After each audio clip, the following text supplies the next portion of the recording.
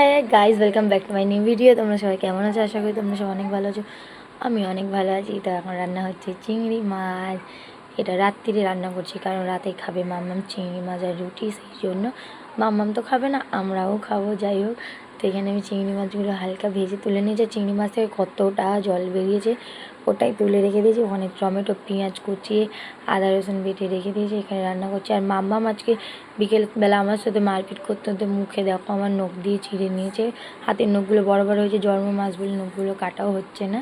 আর এখানে আমি মশলা আদা রসুন পেঁয়াজ টমেটো ভালো করে কষিয়ে নিচ্ছি। আর এর মধ্যে আমি আরও অনেক কিছু মশলা দিয়েছি। আর এই যে চিংড়িটা আমি ভেজে তুলে রেখেছিলাম, ওটাই জল সমেত দিয়ে দিয়েছি। ওইটাই কিন্তু বেশ ভালো লাগবে। আর এখানে আমি একটু গরম মশলা দিয়ে ভালো করে নাড়িয়ে নিলাম। তারপরে মাম্মামের বাবার মনে পড়েছে এই ধনে পাতা যেন ফ্রিজে, ওটা দিলে কেমন হয়েছে, তাহলে তুমি কাটো তুমিই দাও। তো ভালো কথা, ওই ধনে পাতাগুলো কেটে ভালো করে দিয়ে দিচ্ছে। আর বললাম একটু ভালো করে হালকা করে অল্প করে নেড়ে দিতেও, বাবা এই তো নাচে তো না যুদ্ধ করছে মনে হয়। তো যাই হোক, এইসব কিছু করার পর লাস্টে আমাদের চিংড়িটা রেডি হয়ে গেছে।